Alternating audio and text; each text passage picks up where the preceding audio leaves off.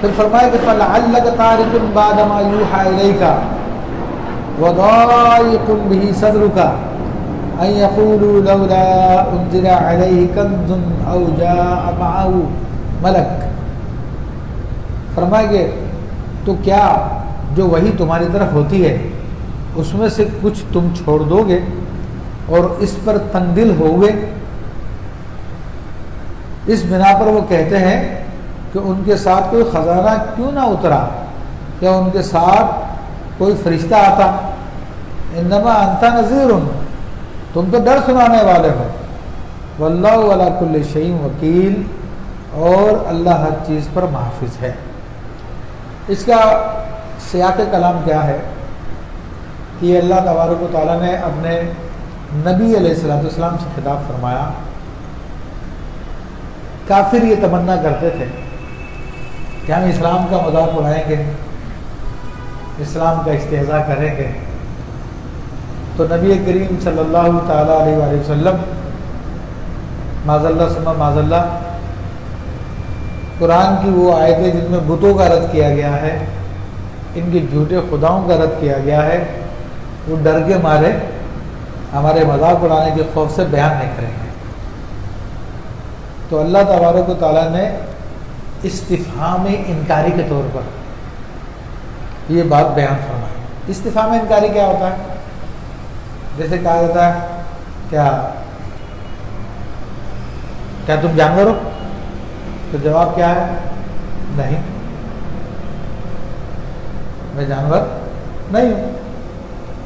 تو اسی اللہ تعالیٰ نے فرمایا کہ کافر تو یہ چاہتے ہیں کہ شاید توقع کرتے ہیں کہ شاید آپ وہ وحی جو آپ پر نازل کی گئی ہے اس میں سے بعض حصے کو آپ چھوڑ دیں گے، اس سے آپ کا دل تنگ ہو جائے گا کہ جناب وہ کفار کہتے ہیں کہ اگر تم سچے نبی ہو تو تم پہ خزانہ کیوں نہیں اترا، یا تمہارے ساتھ کوئی فرشتہ کیوں نہیں آیا. یعنی آپ ایسا ہرگز بھی نہیں کریں گے کیونکہ آپ تو اللہ کے نبی ہیں، آپ تو معصوم ہیں. بلکہ فرمایا کہ انما انت نذیر، آپ تو ڈر سنانے والے ہیں. سامنے والا جو بھی بکواس کرے، جو بھی استہزاء کرے، مذاق کرے، آپ کو تو اللہ کا پیغام پہنچانا اور آپ پہنچا رہے ہیں. واللہ علی کل شیء وکیل، اور اللہ تعالیٰ ہر چیز پر محافظ ہے. یعنی اللہ تعالیٰ ذمہ دار ہے اپنے دین کو پھیلانے کا. تو یہ کافروں کی توقع کو توڑنے کے لیے اور اپنے حبیب علیہ السلام کی ہمت کو بنانے کے لیے اللہ تبارک و تعالیٰ نے یہ آیات نازل فرمائی کہ ایسا نہیں ہو سکتا کہ آپ ان کے اعتراضات کی وجہ سے اسلام کی بعض باتوں کو چھوڑ دے، بیان نہ کریں. اب یقولون افتراہ، یہ کہتے ہیں کہ انہوں نے اسے اپنی طرف سے بنا لیا ہے. یعنی قرآن کے بارے میں کفار یہ کہا کرتے تھے کہ یہ اللہ کا نازل کردہ کلام نہیں ہے، بلکہ محمد رسول اللہ صلی اللہ تعالیٰ علیہ وسلم نے اپنی طرف سے گھڑ لیا ہے. آج بھی منکر یہ کہتے ہیں، لیکن قرآن نے اس زمانے میں چیلنج کیا اور وہ چیلنج آج بھی برقرار ہے. قل، وہ چیلنج کیا ہے؟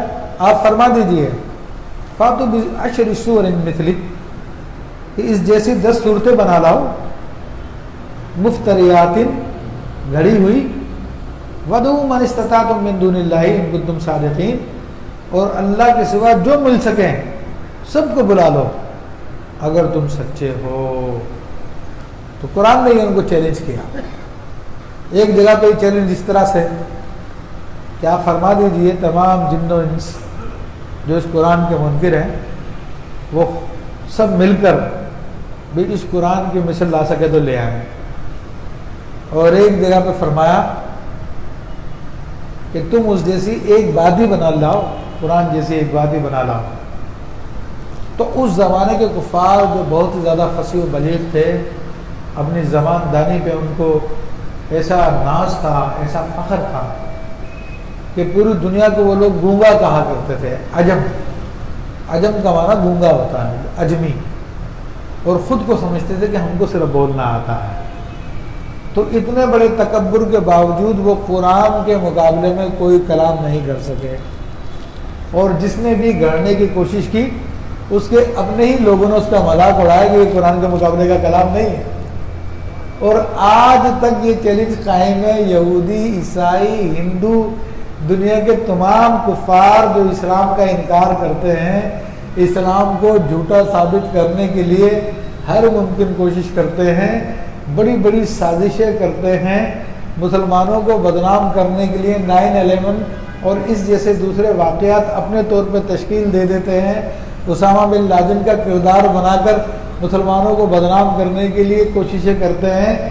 لیکن یہ چیلنج قرآن کا ان کے سامنے بھی موجود ہے کہ اگر تم سچے ہو، قرآن کا انکار کرتے تو لے آؤ جیسی کوئی صورت. تمہارے پاس بھی عرب لوگ ہیں، تمہارے مذہب کے ماننے والے، وہ بھی عربی بولتے ہیں. تمہارے پاس بھی بڑے بڑے عربی زبان کے ادیب و خطیب ہیں غیر مسلموں، لے آؤ قرآن کے مقابلے کا.